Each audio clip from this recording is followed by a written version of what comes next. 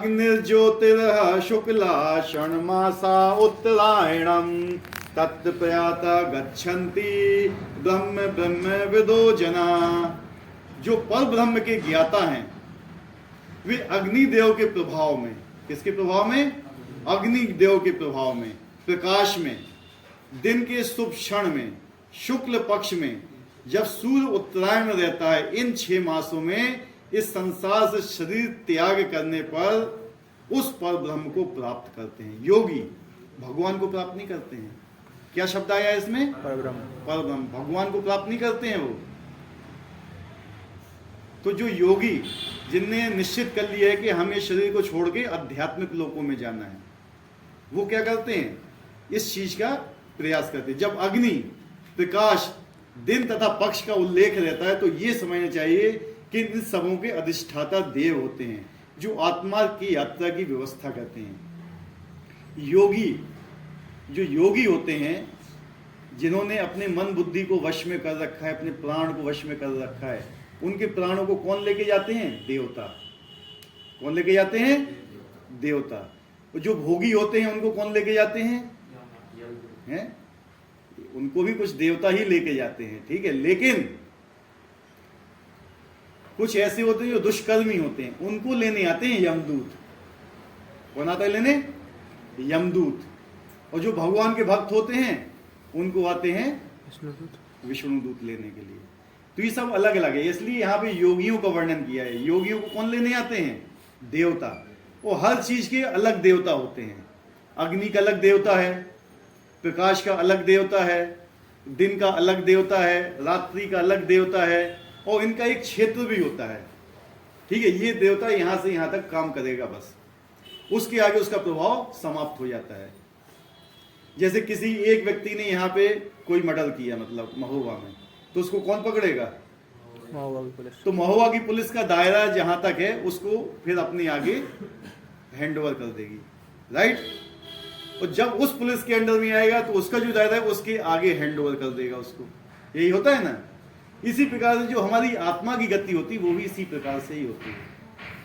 अगर हमने अग्नि के समय, जिस समय अग्नि का प्रभाव होता है, उस समय हमने अपना शरीर छोड़ा, या हमने नहीं, योगी ने अपना शरीर छोड़ा, तो अग्नि का देवता उसको लेके जाएगा।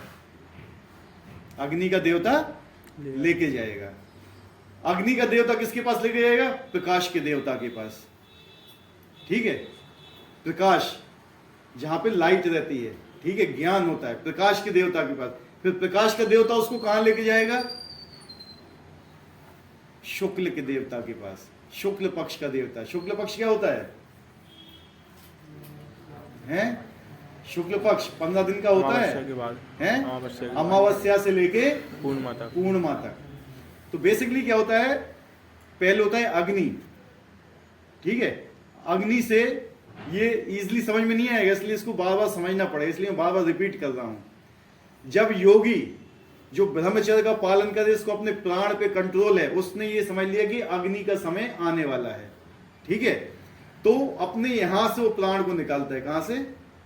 ब्रह्मरद्र से, और भगवान का स्मरण करते हुए निकालता है। किसका? भगवान का स्मरण करते हुए। ध्यान रखना जो मैं बात बोल रहा हूं आपको, क्योंकि काफी टिपिकल है ये चीज। योगी ने सब कुछ वश में किया, ब्रह्मचर्य का पालन किया, यम नियम आसन प्राणायाम सब कुछ किया उसने, और धीरे धीरे जो यहां से अपने प्राण को ले लेके कहां तक आ गया?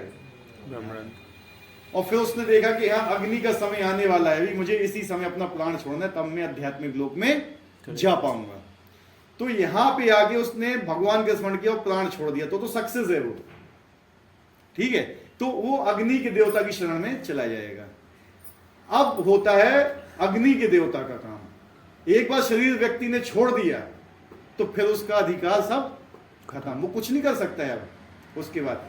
जब तक हम इस शरीर में हैं तब तक ही हम कुछ कर सकते हैं। इस शरीर को छोड़ने के बाद हमारा बस खत्म हो जाता है। इसलिए कहते हैं हरि नाम लेना, जैसे हम लोग यहाँ पे हरि नाम लेते हैं, शरीर छोड़ने के बाद अब नहीं ले पाओगे। शरीर छोड़ दिया एक बार आपने मनुष्य का, फिर आप कुछ भी नहीं कर सकते, फिर आपको अंडर में रह के करना पड़ेगा। अग्नि का देवता आएगा, ठीक है। अग्नि का देवता आपको प्रकाश के देवता के पास लेके जाएगा, मतलब दिन का देवता है। ठीक है, दिन का देवता कहां तक होता है? जहां तक दिन रात का इफेक्ट होता है, यानी हमारे वायुमंडल तक, उसका प्रभाव वहीं तक रहता है। ठीक है, वायुमंडल के बाद आता है शुक्ल का देवता। किसका? शुक्ल पक्ष का देवता। सब प्रकाश में चल रहा है तो ये उसको हैंड ओवर कर देगा। शुक्ल पक्ष का देवता 15 दिन तक रहता है, 15 दिन वो उसको लेके जाएगा। उसके बाद क्या आएगा? उत्तरायण का देवता। यानी अगर जो सूर्य अभी किसमें है? उत्तरायण में है। जनवरी 14 से या 15 से सूर्य क्या हो जाता है? उत्तरायण में चलने लगता है। ठीक है, तो 6 महीने तक ये उत्तरायण में रहता है, तो उत्तरायण के देवता को हैंड ओवर कर देता है। तो उत्तरायण का देवता कहां जाता है?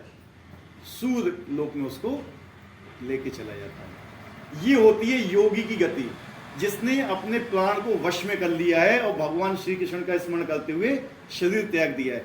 जब वो सूर्य लोक में चला जाता है तो फिर वहां से संवत्सर में जाता है वो, फिर वहां से वो धीरे धीरे ऊपर उठ के ब्रह्मलोक तक पहुंचता है। और जब महाप्रलय आती है तो ब्रह्मा जी के साथ ही वो भगवत धाम चला जाता है। लेकिन अभी यहां पे क्वेश्चन उठता है, अगर उसने अपना प्राण यहां तक लेके आ गया, वो कहां तक? ब्रह्मरंध्र का, लेकिन अगर उसने भगवान का स्मरण नहीं किया उस समय, तो उसकी क्या गति होगी? या फिर वो यहां नहीं ला पाया, उसका प्राण छूट गया, या उसका धुएं के टाइम यानी रात्रि के समय में उसका शरीर छूट गया, तब क्या होगा? इसका भी एक अलग साइंस है। अगर उसका शरीर रात में छूटा, या धुएं के समय बोलते हैं, अंधकार के समय उसका शरीर छूटा, तो अंधकार के देवता के पास जब तक रहेगा जब तक अग्नि का देवता का इफेक्ट नहीं आ जाता है। समझे बात को? अंधकार के देवता के पास जब तक रहेगा जब तक वो नहीं आ जाता है, मतलब अग्नि का। फिर अग्नि के देवता के पास आएगा तो फिर वही उसका सीधा चालू हो जाएगा। अब यहां धुआं हो गया, रात्रि में शरीर छोड़ा, मतलब कृष्ण पक्ष में शरीर छोड़ा, फिर दक्षिणायन में शरीर छोड़ा, तो ये बहुत ज्यादा टिपिकल है। ये किसके लिए? योगियों के लिए। इसलिए क्या कहा है कि कलयुग में ये चीज संभव नहीं है। जो लोग सोचते हैं कि चलो हम उत्तरायण में मर गए तो हम पहुंच जाएंगे, नहीं, कभी नहीं पहुंच पाओगे, क्योंकि तुम योग साधना नहीं कर रहे हो। जो योगी यहाँ पे आए हुए हैं इसके लिए हजारों हजारों वर्ष लग जाते हैं। अभी जो महाकुंभ चल रहा है उसमें कोई शायद ऐसे योगी आए होंगे जिनकी उम्र अभी 500, 600, 700, 800 साल होगी।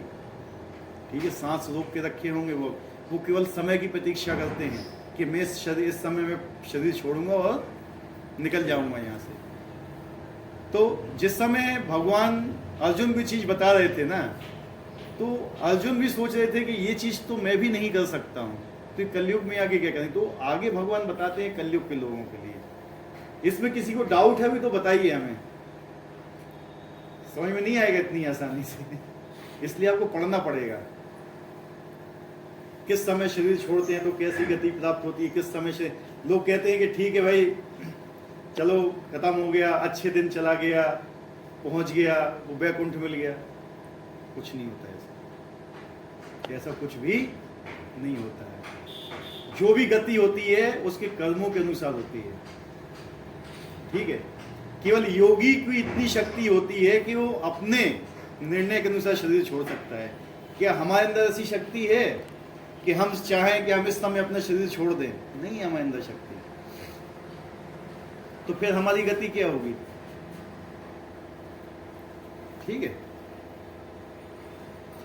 यदि कोई अकस्मात या योजना पूर्वक उपयुक्त समय में शरीर त्याग करता है तो उसके लिए निर्विशेष ब्रह्म ज्योति प्राप्त कर पाना संभव होता है। योग में सिद्ध योगी अपने शरीर को त्यागने का समय तथा स्थान की व्यवस्था कर सकते हैं, अन्यों को इस पर कोई वश नहीं होता। यदि संयोग वर्ष शुभ मुहूर्त में शरीर त्यागते हैं तब तो उनको जन्म मृत्यु के चक्र में लौटना नहीं पड़ता, अन्यथा उनके पुनरावर्तन की संभावना बनी रहती है। अगर योगी ने हजारों वर्षों तक तपस्या की और जिस क्षण उसको अपना शरीर छोड़ना था उस समय में अगर उसने अपना शरीर नहीं छोड़ा तो वो वापस आएगा। क्या होगा? वापस आएगा। वो नहीं जा सकता है भगवत धाम, लौट के आएगा उसको। इसलिए क्या है, ये पुनरावृत्ति चलती रहती है। किंतु कृष्ण भावना में शुद्ध भक्त के लिए लौटने का कोई भय नहीं रहता, चाहे वह शुभ मुहूर्त में शरीर त्याग करे या अशुभ क्षण में, चाहे अकस्मात शरीर त्याग करे या स्वेच्छा पूर्वक। तो 3-4 टाइप के लोग होते हैं। एक होते हैं कर्मी, एक होते हैं ज्ञानी, एक होते हैं योगी, एक होते हैं भक्त भगवान के। 4 टाइप के, और चारों टाइप के लोगों को निकलने के अलग अलग तरीके होते हैं। अभी कर्मी ये नहीं सोच सकता कि मैं योगी का तरीका अपना के निकल जाऊं, नहीं निकल पाएगा, वो इतना कर ही नहीं सकता, क्योंकि उसने ब्रह्मचर्य का पालन ही नहीं किया है, उसने यम नियम आसन प्राणायाम कुछ किया ही नहीं है, जो कलयुग में संभव भी नहीं है। ठीक है, इसलिए भगवान क्या बताते हैं कि आप कृष्ण भावनामृत का प्रयास कीजिए, हमेशा भगवान का नाम जाप कीजिए, हमेशा भगवान के लिए कार्य कीजिए। आजकल की स्थिति भी ऐसी है कि आप हमेशा 24 घंटे भगवान का नाम जाप नहीं कर सकते, समझ रहे हैं ना? हमेशा आप भगवान का नाम जाप नहीं कर पाओगे। तो उसके लिए शील प्रभुपाद ने हमारे लिए नियम बनाए हुए हैं, कितने घंटे नाम जाप कर सकते हो। भगवान ने तो बोला सदैव मेरा स्मरण कीजिए, सदैव मेरा स्मरण करो और युद्ध करो, बोला है ना भगवान ने। तो लेकिन सदैव तो स्मरण हो नहीं रहा है, हो रहा है तो नहीं हो रहा है, कुछ तो जवाब दो यार। नहीं हो रहा, नहीं हो रहा है ना। तो उसके लिए शील प्रभुपाद ने नियम बनाए, क्योंकि हमारी स्थिति वो भी नहीं कि हम भगवान का नाम स्मरण कर पाए हमेशा, हाँ हमेशा नाम जाप कर पाए। हमें जो 16 माला का नियम भी दिया हुआ है वो भी हम पूरा नहीं कर पाते हैं, ये स्थिति है हमारी अभी। तो फिर भगवान के धाम कैसे जाएंगे?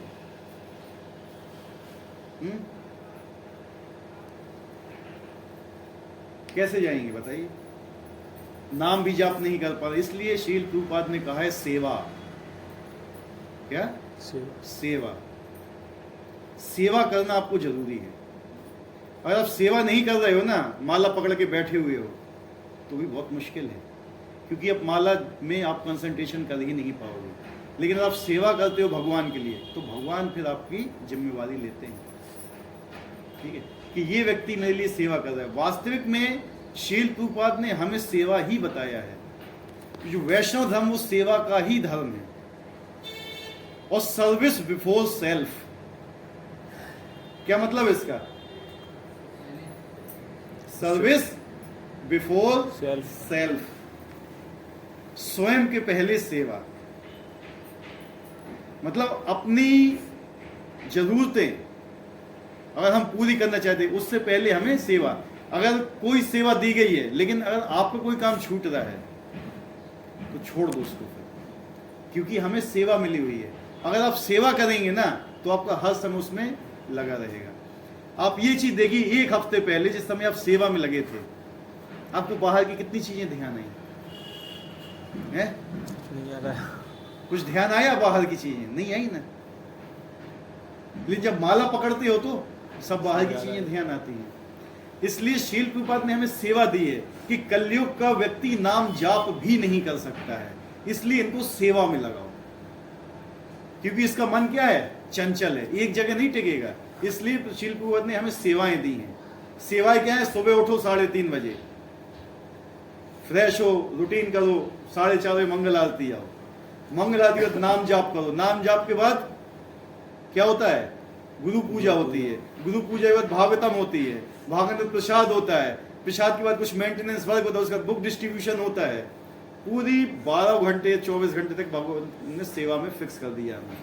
अगर आप इस तरीके से करोगे तो आप भगवान का निरंतर स्मरण कर पाओगे, नहीं तो नहीं कर पाओगे। आप यहां से जाने के बाद भूल जाएंगे, आप 100% भूल जाओगे। इसलिए याद नहीं रहता है, क्योंकि हम भगवान की सेवा नहीं कर रहे हैं। क्योंकि अगर कोई सेवा करता है तो उसको एक निश्चित याद रहता है कि मुझे ये सेवा दी गई है, ये सेवा कृष्ण की है, सेवा शील प्रभुपाद की है, तो उसको दिमाग में रखता है अपने। और उस सेवा में उसको कोई बाधा आती है तो हमेशा उस सेवा उसको याद आती रहती है कि मुझे ये सेवा करना है, मुझे सेवा करना है। तो उस सेवा के माध्यम से भी भगवान का स्मरण करता है वो। समझ रहे बात को? अगर मुझे सेवा दी गई है कि मुझे ये काम करना है, तो टेंशन बनी रहेगी आपके दिमाग में, रहेगी कि नहीं? अगर आप टेंशन ले भी रहे हो और वही भगवान की टेंशन ले रहे हो, तो भी श्रेष्ठ है। अगर भगवान के लिए टेंशन नहीं लोगे ना तो माया के लिए टेंशन लोगे आप। टेंशन तो आपको लेना ही है कहीं ना कहीं। अगर आप यहां काम नहीं करोगे भगवान के लिए तो माया के लिए काम करोगे। आप देख लीजिए और महसूस कीजिए अपने अंदर आप किसके लिए काम कर रहे हो। तो वही भगवान यहां बता रहे हैं कि अगर आप भगवान के लिए काम करोगे, भगवान के लिए सेवा करोगे, भगवान के लिए नाम जप करोगे तो फिर भगवान आपकी गारंटी लेते हैं।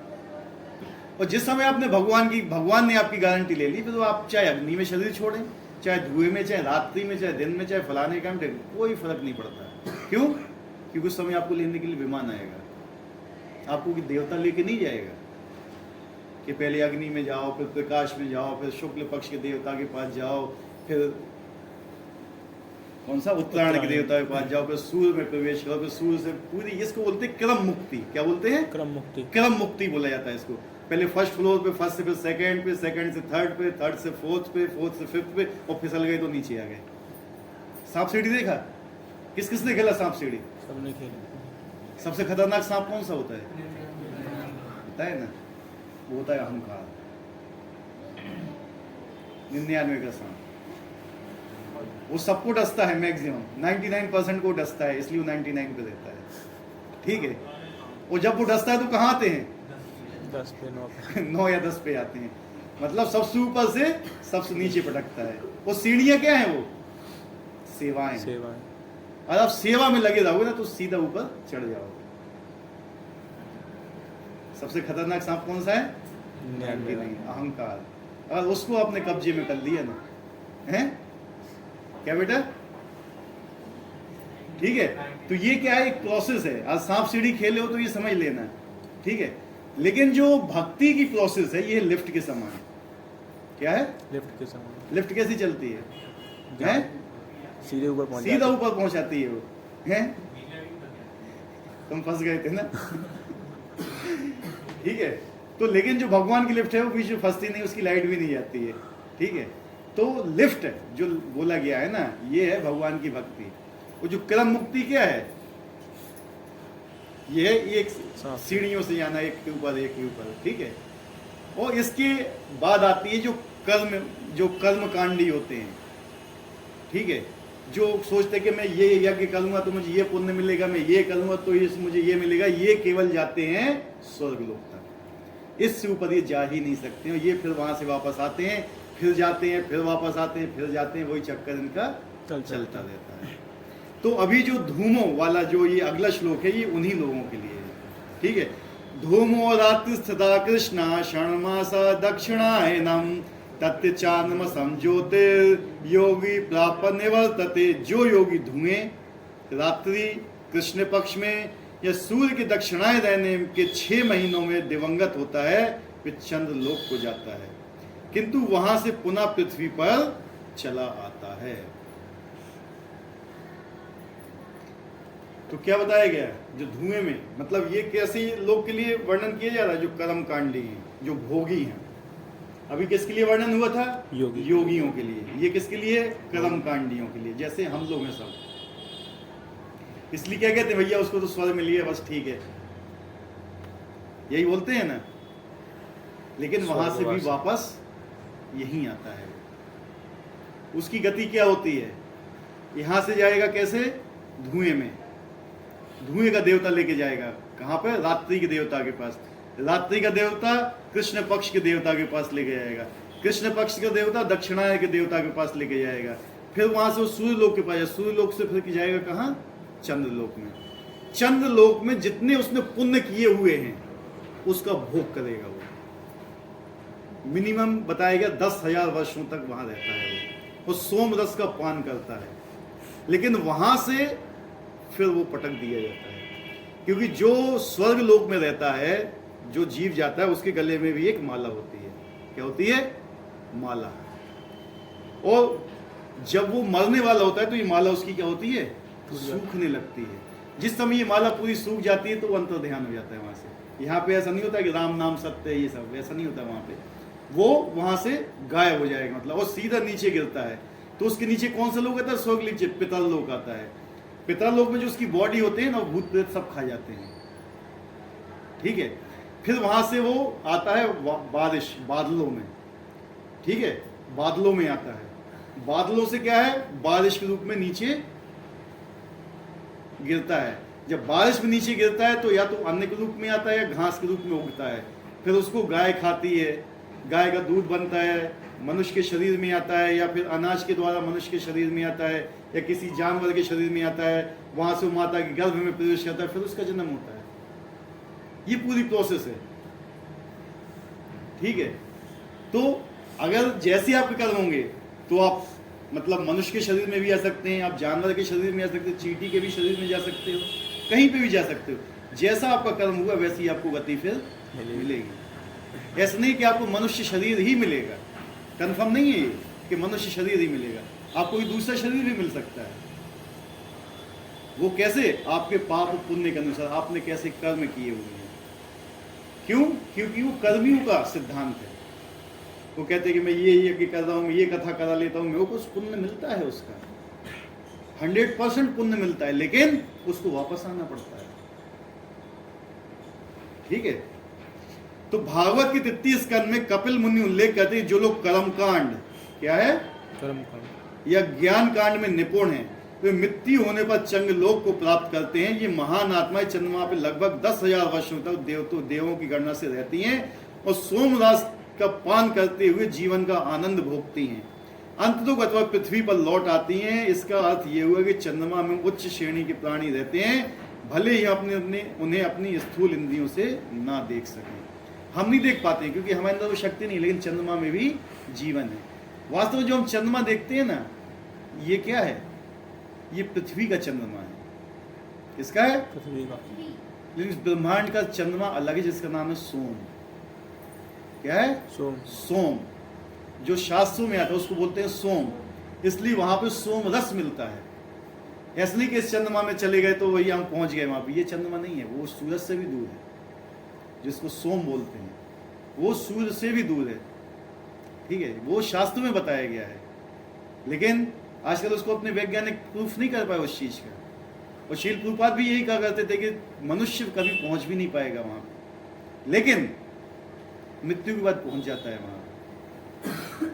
मृत्यु के बाद मनुष्य सूर्य, जो हमारा जीव है, जो हमारी आत्मा, सूर्य लोक में भी जाती है और चंद्रलोक में भी जाती है। लेकिन जो वैज्ञानिक हैं, अपनी जो बुद्धि है, अपने यंत्र बना के वहां पे नहीं पहुंचे। इसलिए शील प्रभुपाद जी ने एक पुस्तक लिखी हुई है, अन्य ग्रहों की सुगम यात्राएं। उसको पढ़ना शायद यहाँ पे भी होगी। यहाँ पे नहीं तो कोई है? नहीं है, नहीं ऐसा? है, यहाँ पे नहीं है। नहीं है, अन्य ग्रहों की सुगम यात्राएं, नहीं तो मंगाएंगे वो, उसको पढ़ना कि अन्य ग्रहों पे भी जा सकते हैं, लेकिन इस शरीर को लेकर नहीं जा सकते हैं, ठीक है। तो वहां तक जाना, लेकिन ये हमारा क्या है, लास्ट उद्देश्य नहीं कि हम वापस यहीं पे आए वहां, ठीक है। लोग कहते हैं जनसंख्या बढ़ रही, जनसंख्या बढ़ रही, मतलब क्या जनसंख्या बढ़ने का है? क्योंकि क्या लगा हुआ है वहां पे, ब्रेक लगा हुआ है, उससे आगे हम बढ़ भी नहीं पा रहे हैं, ठीक है। वहां से गए, फिर वापस आए, फिर जा रहे, फिर वापस आ रहे, फिर जा रहे, फिर तो यहां से निकल ही नहीं रहे हैं, ब्रेक लगा हुआ है बीच में। अगर हम इस ब्रह्मांड से बाहर निकले तो कुछ कम होगा ना इधर से। शील प्रभुपाद यही बोलते थे कि यहाँ से लोग जाने की नहीं सोचते, वापस यहीं आने की सोचते हैं। चलो भैया कछ नहीं तो फिर कहीं मनुष्य जीवन में जन्म मिल जाए हमें, वो राख बना दे तो कोई जाएगा, कौन पाँव को निशान, बढ़िया यार मनुष्य को शरीर। ये हमारी अंतिम गति नहीं है। ये हमारी अंतिम गति क्या है कि हम भगवत धाम जाएं वापस। तो यहाँ वापस आओगे, फिर जाओगे, फिर आओगे, फिर यही चलता रहेगा हमेशा। इसलिए 3 मार्ग बताए गए हैं, एक अंधकार का मार्ग, एक उजियाले का मार्ग और एक सीधा भक्ति का मार्ग। जाएंगे सब जन भगवत धाम, इसमें कोई डाउट नहीं है, हर व्यक्ति भगवत धाम जाएगा। कोई रगड़ रगड़ के जाएगा तो कोई एक बार में जाएगा। तो अब ये रहता है हमारे ऊपर, जाना ही है तो कैसे जाया जाए, या तो अच्छी तरह से जाओ, फिर रगड़ रगड़ के जाओ। जो कर्म कांड की विधि है उसमें आप फिर जन्म लोगे, फिर मृत्यु होगी, कष्ट भोगोगे, यही सब चलता रहेगा। जन्म, मृत्यु, जरा और व्याधि। जन्म में कौन सा सुख है? कष्ट ही है, सबको कष्ट होता है जन्म में। मृत्यु में भी कष्ट होता है, बुढ़ापे में भी कष्ट होता है, वो बीमारी आने पे भी कष्ट होता है। जब तक ये शरीर हमें मिलेगा तब तक ये कष्ट से हम नहीं बच पाएंगे। और मनुष्य जीवन का उद्देश्य ही यही है कि हम इन कष्टों से बचें, जन्म के, मृत्यु के, बुढ़ापे के, बीमारी के। और हम इन्हीं चीज को छोड़कर हम दूसरी चीजों की तरफ भागते हैं, अपना टाइम वेस्ट करते हैं। इसके लिए कोई भी साइंस इसके लिए आगे नहीं बढ़ रही है कि कैसे हम जन्म से बच सके, जैसे मृत्यु से बच सके, कैसे हम बुढ़ापे से बच सके। कहीं पे भी कोई सॉल्यूशन नहीं है साइंस के बाद इन 4 चीज का। और ये 4 चीजें हर व्यक्ति के जीवन में आती हैं। जिसने शरीर ग्रहण किया हुआ है उसका जन्म भी होगा, उसकी मृत्यु भी होगी, उसका बुढ़ापा भी आएगा, उसको बीमारी भी लगेगी। इन 4 कष्टों से कोई नहीं बच सकता है। और मनुष्य जीवन का उद्देश्य इन 4 चीजों से बचना है। इन 4 चीजों तभी बच सकता है जब वो भगवान की भक्ति में लगेगा, अन्यथा नहीं बच सकता है। वो बार बार आएगा। यहाँ तक कि योगी जो हजारों वर्षों की तपस्या भी करते हैं ना, वो भी जरा से अगर विचलित हो गए अपना शरीर त्यागते समय, तो वो भी वापस आते हैं, जैसा पिछले श्लोक में बताया गया था। तो आसान नहीं है ऐसे भगवत धाम जाना, बहुत कठिन है। लेकिन भगवान श्री चैतन्य महाप्रभु जब आए, उनने देखा कि यहाँ के लोग, कलयुग के लोग कितने पतित थे। इनकी बुद्धि भी नहीं है, इनका सौभाग्य भी नहीं है, इनकी उम्र भी नहीं है, इनके अंदर शक्ति भी नहीं है, हमेशा कलह में रहते हैं, परेशान रहते हैं। तो उनने फिर अपने को गोलोक का मंत्र दिया कि इसको ही जपो। कौन सा गोलोक का मंत्र? हरे कृष्ण हरे कृष्ण कृष्ण कृष्ण हरे हरे, हरे राम राम राम हरे। उन्होंने कहा बस यही जप करो, इसी जप से आप निकल जाओगे यहाँ से, और कोई रास्ता नहीं है।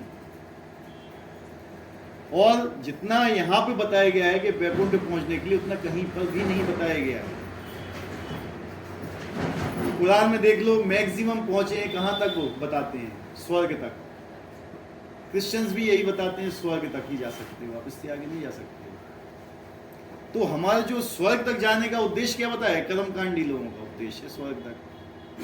अच्छी जगह चले गए, फिर वापस लौट के आ गए। एक 3rd क्लास के जेल में रखा हुआ है व्यक्ति को, उसको बढ़िया 1st क्लास की जेल में डाल दिया। जरा उसको सुख सुविधा मिल गई, रहे तो जेल में ही ना, जेल से बाहर थोड़ी निकला। या तो आपको बंदी बना लिया, या तो लोहे की चेन से बंदी बना दिया, सोने की चेन से बंदी बना दिया। बंदी तो आप हो ही ना, चाहे स्वर्ग में रहो चाहे यहाँ रहो, हो तो बंदी ही ब्रह्मांड के अंदर। लेकिन उद्देश्य क्या है? ब्रह्मांड से बाहर निकलना, भगवान की सेवा में जाना, ये मुख्य उद्देश्य है। और इसको केवल भक्ति से ही प्राप्त किया जा सकता है, अन्य कोई मार्ग इसके लिए है ही नहीं, जो अगले श्लोक में अभी आएगा। शुक्ल कृष्ण गति है ते जगत शाश्वत मता, एक यातना वृत्ति मन्य यावतते पुनः। वैदिक मतानुसार इस संसार से प्राण करने के 2 मार्ग हैं, एक प्रकाश का तथा दूसरा अंधकार का। जब मनुष्य प्रकाश के मार्ग से जाता है तो वो वापस नहीं आता, किंतु अंधकार के मार्ग से जाने वाला पुनः लौट कर आता है। तो प्रकाश का मार्ग क्या हो गया? योगियों का। वो अंधकार का मार्ग क्या हो गया? कर्मियों का, भोगियों का। योगी और भोगी 2 ही चीजें हैं, या तो हमें त्याग करना है या भोगना है। ये जो कृष्ण भावनामृत विधि है ना, उसमें दोनों चीजें हैं। श्रील प्रभुपाद जी पता क्या कहते थे? मैं रसगुल्ला मुंह में रख के वैकुंठ जाऊंगा। ठीक है, हमें त्यागने की कोई जरूरत नहीं है। प्रसाद बहुत पावरफुल होता है। ठीक है, हमें त्यागने की जरूरत नहीं, इसलिए श्री रूप गोस्वामी ने हमें युक्त वैराग्य का नियम दिया। क्या त्यागोगे आप कलयुग में? क्या त्याग सकते हो बताइए मुझे? हैं? वो भी नहीं त्याग पाते हो। हैं? क्या त्याग सकते हो बताइए? कोई एक चीज बताइए, क्या त्याग सकते हो?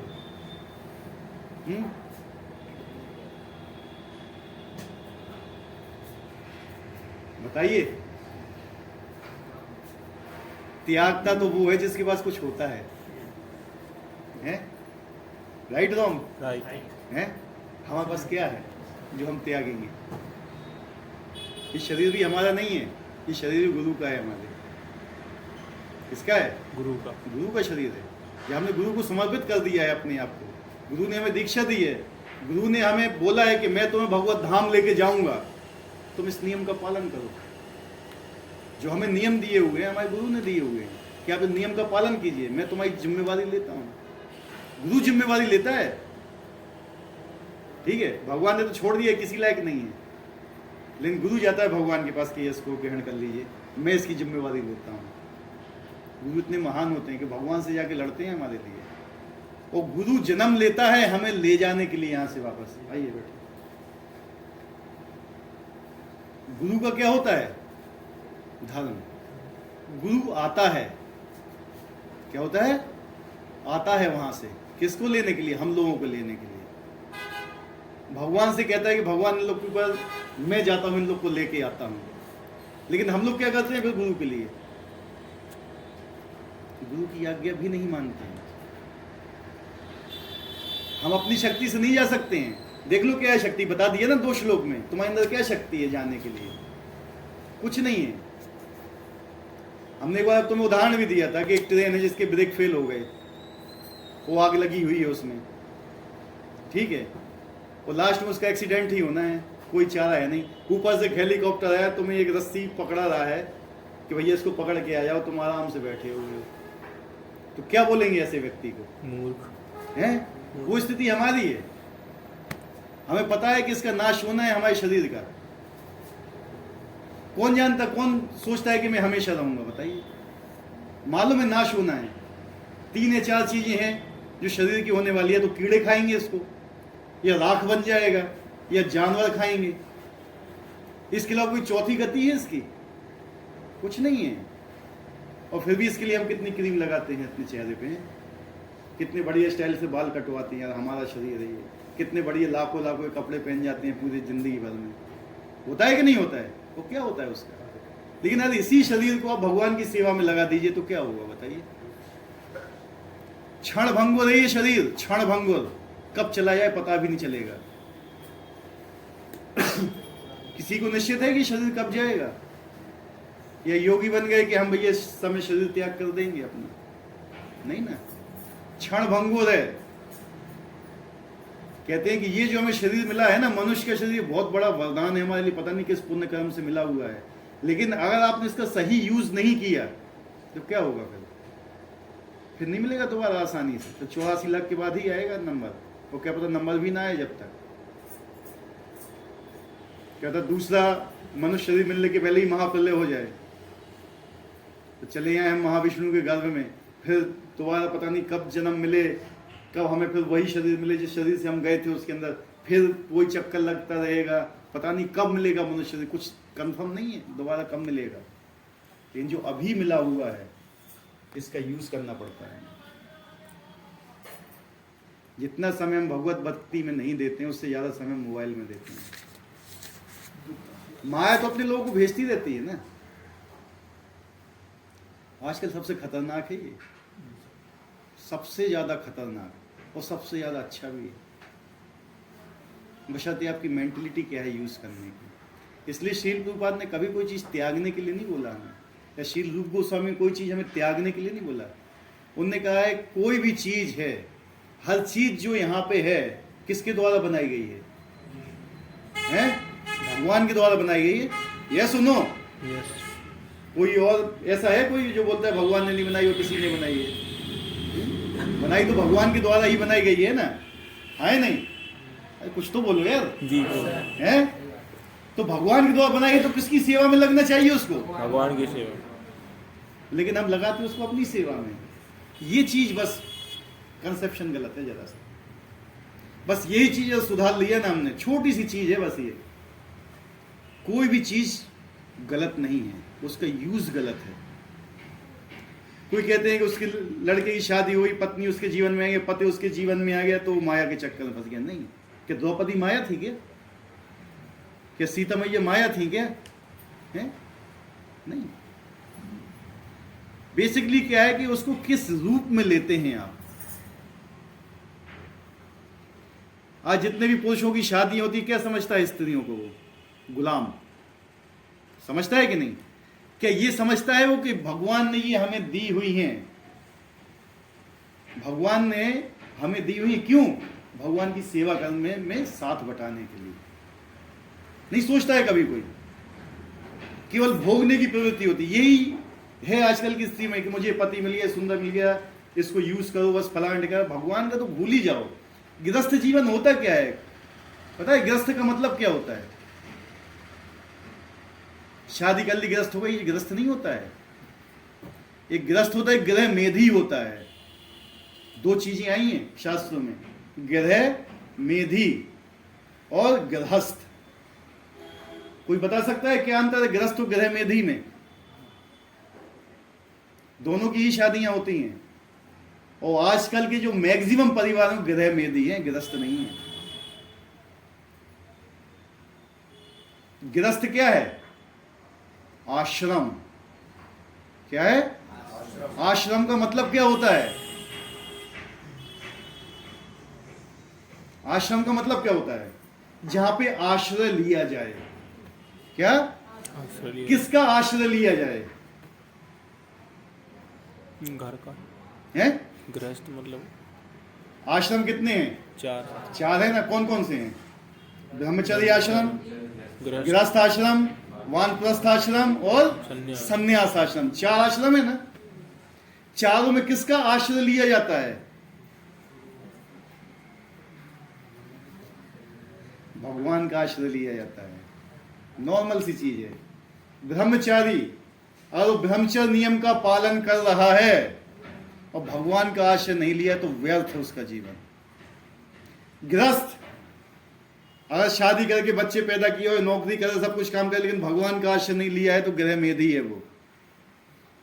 वानप्रस्थ घर बार छोड़ के वो चला गया वहां पे वन में, ठीक है, और भगवान का आश्रय लिया तो व्यर्थ है उसका जीवन भी। वो सन्यासी भी ऐसा ही है और उसने भगवान का आश्रय। तो मेन चीज क्या है? भगवान का आश्रय, आश्रय। इसलिए इसको बोला गया है आश्रम। तो गृहस्थ क्या है? एक आश्रम है। और अगर आप गृहस्थ में रहते हुए भगवान का आश्रय नहीं ले रहे हो तो फिर आप गृहस्थ आश्रम में नहीं हो, आप गृह मेधी हो, अपने भोग में लगा रहे हो, केवल अपनी इच्छा की पूर्ति के लिए आप आए हुए हो। यहां पे आपका कोई उद्देश्य नहीं है भगवान की सेवा करने का। मेन उद्देश्य क्या है? भगवान की सेवा होना चाहिए, भगवान को प्रसन्न होना चाहिए आपके कार्य। आपको यहां किस लिए भेजा गया है? किस लिए भगवान ने इस दुनिया का निर्माण किया है? कि आप वापस आइए, वहां पे अपनी इच्छाओं की पूर्ति कीजिए, वापस आइए। अगर आप ब्रह्मचर्य नहीं रह पा रहे तो ठीक है, आप गृहस्थ आश्रम में प्रवेश कीजिए। ब्रह्मचारी लाइफ आसान नहीं होती है। आप ब्रह्मचर्य का पालन नहीं कर पा रहे हो, आपको इंद्रियों में वश नहीं है, तो आप गृहस्थ आश्रम में आइए, लेकिन गृहस्थ आश्रम का भी नियम पालन कीजिए। सबसे बड़ी भक्त कौन है भगवान की? बताइए हमें। हैं? भगवान की सबसे बड़ी भक्त गोपियां। गोपियों में मेन है राधा रानी। गोपियां कौन सी ब्रह्मचारिणी थी बताइए हमें? 3-3 4-4 बच्चे थे सबके, सबका घर बार था, सब कुछ था, सब काम करती थी, सुबह से शाम तक घर का पूरा काम करती थी। भगवान की सबसे बड़ी भक्त हुई वो? नहीं हुई? तो गृहस्थ में भगवान नहीं मिल सकते क्या? मिलते हैं। शील प्रभुपाद जी कौन थे? गृहस्थ थे ना। हमारे शील भक्ति विनोद ठाकुर कौन थे? गृहस्थ। 11 संतानें थी उनकी, 11 संतानें, और 7वें गोस्वामी कहलाए वो। क्यों कहलाए? गोस्वामी किसे बोला जाता है? जिसने अपने इंद्रियों को भगवान की सेवा में लगाया हुआ है। इंद्रियों को वश में करना आपके बस का काम नहीं है। हम इंद्रियों को वश में नहीं कर सकते अपनी शक्ति से। इंद्रियों को बोला जाता है ऋषि। क्या बोला जाता है? ऋषि। ऋषिक बोला जाता है, ऋषिक। और उनका स्वामी कौन होता है? ऋषिकेश। ऋषिकेश कौन है? भगवान। तो इंद्रियों को भगवान ही वश में कर सकते हैं आपकी। आप अपने इंद्रियों को वश में नहीं। इसलिए जिह्वा को वश में करने के लिए भगवान ने क्या दिया है? तो साथ और भगवान का नाम। इसके अलावा आपकी जीभ वश में नहीं हो सकती है। आप अगर अपनी जीभ को वश में करना चाहो, अगर आपने अपनी जीभ को ही वश में कर लिया, ना केवल शील प्रभुपाद जी बोला करते थे आपकी सारी इंद्रियां वश में हो जाएंगी। केवल जीभ को वश में करना है आपको। सारी इंद्रियां ऊपर से नीचे तक एक ही लाइन में है। Yes no? जीभ भी है। केवल इसी को वश में करने से पूरी ऊपर से नीचे सारी इंद्रियां वश में हो जाएंगी आपकी। जिस समय आप निर्जला रखते हो, ध्यान दो उस समय कितनी इंद्रियां आपकी उल्टी सीधी भागती हैं, बताइए हमें। जिस समय भगवान का नाम लेते हो सावधानी पूर्वक, कहीं नहीं भागती इंद्रियां, क्योंकि इंद्रियों को वश में करने के लिए क्या चाहिए? ऋषिकेश, भगवान चाहिए। तो मेन चीज सिद्धांत यही है कि हमें कोई चीज त्यागना नहीं है, हमें हर चीज को भगवान की सेवा में लगानी। अगर आप किसी चीज को भगवान की सेवा में नहीं लगा रहे हो ना, तो वही चीज आपके पतन का कारण बनती है, वही चीज माया कहलाती है। लोग कहते हैं कि माया क्या है? माया का मतलब है जो है नहीं। माया का एक कंसेप्शन है। क्या है? कंसेप्शन है। कोई भी ऐसी चीज जिसको आप भगवान की सेवा में नहीं लगा रहे, वो चीज आपके पतन का कारण बनेगी। 100% बात है ये। तो देख लीजिए या महसूस कीजिए, बहुत से लोगों को देखिए जो बहुत ऊंचे ऊंचे गए हुए हैं, अगर उन उस चीज को भगवान की सेवा में नहीं लाए तो पतन हुआ। विश्वामित्र जी देखिए, योगी थे। क्या थे? योगी। 10,000 वर्षों की तपस्या की थी, रंभा आ गई, खेल खत्म 10,000 वर्षों का। क्यों? काम के वश में हो गए। फिर 10,000 वर्षों की तपस्या की, फिर कौन आई थी? मेनका। लेकिन काम के वश में नहीं हुए, तो क्रोध आ गया, तपस्या खत्म, 0। ठीक है। वैसे हमारे श्री हरिदास ठाकुर थे, उनके पास स्वयं माया देवी आई, प्रपोजल दिया अपना, सीधा बोला माता मुझे क्षमा कीजिए, मेरी माला पूरी नहीं हुई है, जिस समय मेरी माला पूरी हो जाएंगी मैं आपकी इच्छा पूरी करूंगा। करते रहे माला जाप। माया देवी थक के सो गई वहीं पे। फिर उठी तो माला जाप कर रहे। तुमने कहा कि आप तो सो गई थी, मेरा माला जाप हुआ, मैंने फिर से वो किया, फिर से मैं चालू कर दिया, तो सोती नहीं, मैं कहाँ से आपकी इच्छा पूरी करूँ? फिर चलती 3 दिन में वही माया देवी जो दुर्गा देवी थी, जिनको भगवान शिव जी ने राम नाम की दीक्षा दी थी, उन्हीं दुर्गा देवी ने श्री हरिदास ठाकुर से हरि नाम की दीक्षा ली थी, कृष्ण नाम की। एक बार एक वैश्य भी आई थी उनके पास, हरिदास ठाकुर के पास। ठीक है। और दूसरी बार स्वयं माया देवी आई थी उनकी परीक्षा करने के लिए। लेकिन जिसको भगवान के नाम का टेस्ट है ना, वो कहीं नहीं जा पाएगा। अभी क्या है ना, हमारे अंदर वो टेस्ट आया नहीं है, वो टेस्ट अभी आया नहीं है। जिस दिन वो टेस्ट आया है तो ये सारे टेस्ट फीके लगने लगते हैं। क्या पैसा, क्या घर, क्या बात, ये सब चीज़ें। इसका मतलब ये नहीं कि ये सब चीज़ छोड़ दें, छोड़ के भाग जाओ, ये व्यर्थ की चीज़ें छोड़ के भागना है। उनको भगवान की सेवा में लगा दीजिए। जो भी है, आपकी पत्नी है, ठीक है, भगवान की सेवा में लगाओ। बच्चे हैं, भगवान की सेवा में लगाओ। धन है, भगवान की सेवा में लगाइए। जितनी भी चीज़ें आपके पास हैं, क्या चीज़ आप लेके जाओगे यहाँ से? कौन क्या लेके जाएगा बताइए? वही चीज़ लेके जाओगे जो आप भगवान की सेवा में लगाओगे। वही हम करना नहीं चाहते हैं। जिसके पास धन है ज़्यादा, वो देना नहीं चाहता है कि नहीं? भगवान को नहीं देना चाहता है। जिसके पास कोई ज़मीन भी ज़्यादा है तो भगवान के मंदिर के लिए भी नहीं देना चाहता है।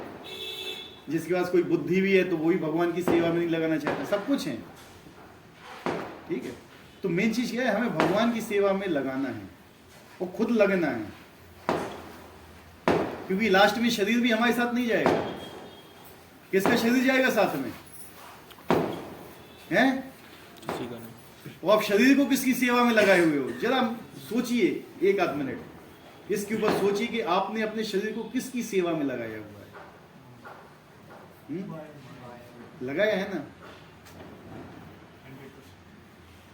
हाँ, अगर कोई चीज आपको बाधित जरूर कर रही है भगवान की सेवा में लाने के लिए, तो आप उसका त्याग कर सकते हो। इसलिए श्री रूप गोस्वामी ने भी बोला है कि जो भी चीज आपको भगवान की सेवा में बाधित कर रही है, भगवान की सेवा में नहीं लगने दे रही है, आपको उसका त्याग करना चाहिए।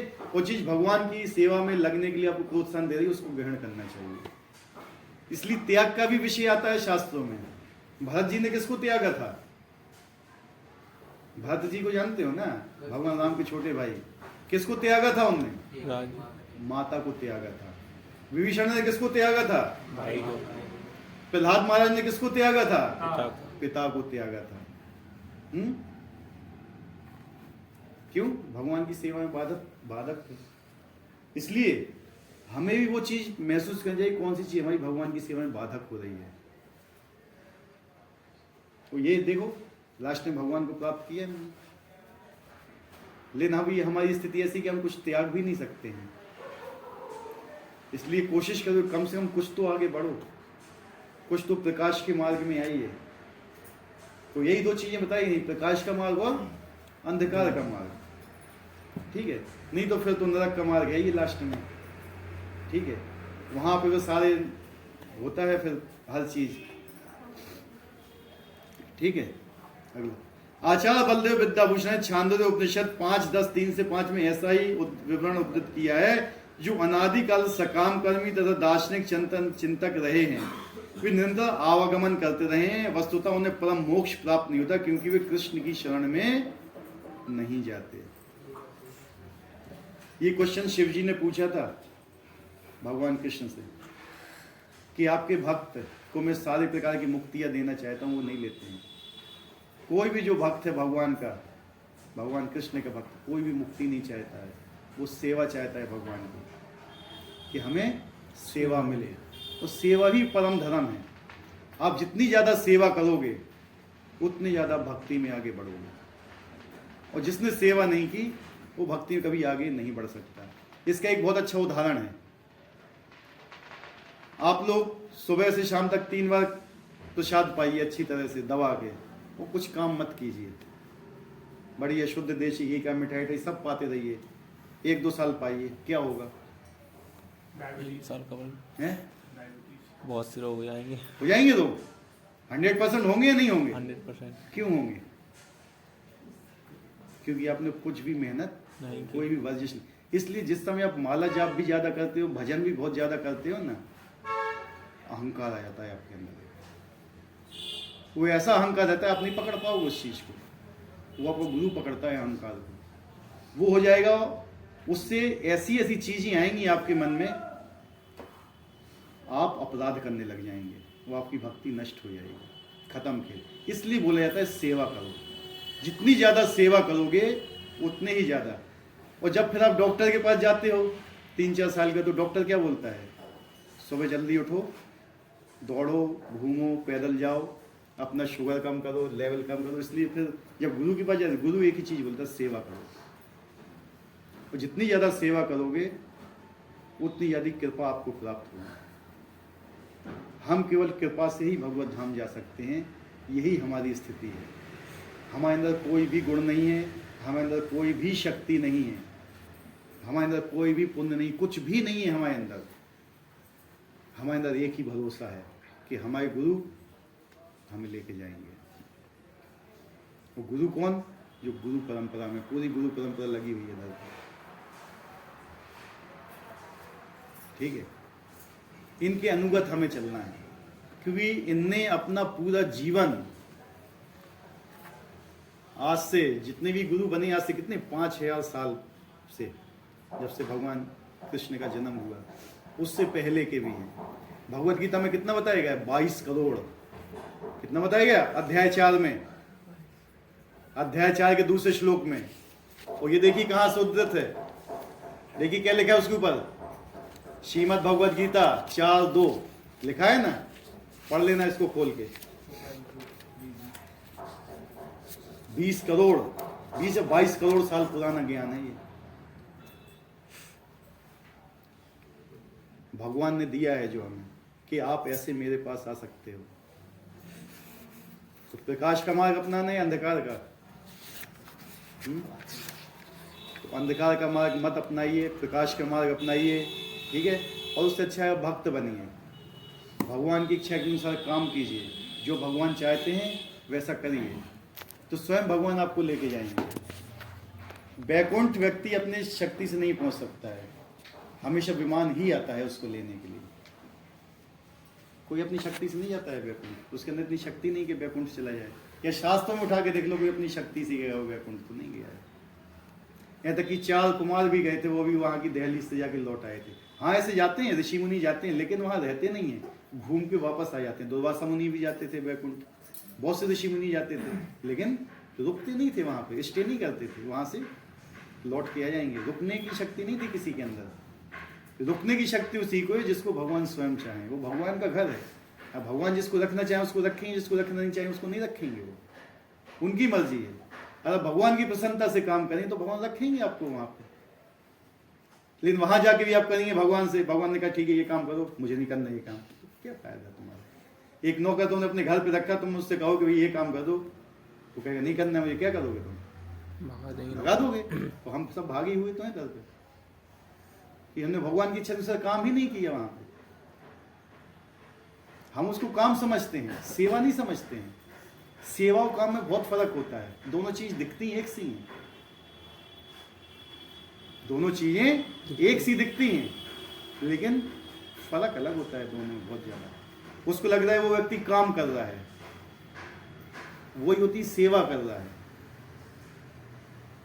सब लोग सेवा के पीछे ही पड़े हुए हैं यहाँ पे। नौकरी मतलब क्या होता है, नौकरी, मैं नौकर बनना चाहता हूं। सर्विस, मेरा लड़का सर्विस में है, मेरा पति सर्विस में है, मेरी पत्नी सर्विस में, मेरे पिता सर्विस। सर्विस मतलब क्या होता है, सेवा। सेवा के पीछे ही भाग रहे हैं ना, है? लेकिन जो अल्टीमेट सेवा है वो हम नहीं करना चाहते हैं। क्यों? क्योंकि उसमें अहंकार को ठेस पहुंचता है। मैं क्यों भगवान की सेवा करूं, है कि नहीं? क्यों सेवा करूं मैं भगवान की? भगवान कौन है? मैं भगवान हूं। यही है आजकल की मेंटेलिटी लोगों की, मैं ही भगवान हूं। महाकुंभ इंटरव्यू देखना लोगों का, क्या बोलते हैं वो, मैं भगवान बनने वाला हूं, मैं ये बनने वाला हूं। क्या है मतलब ये?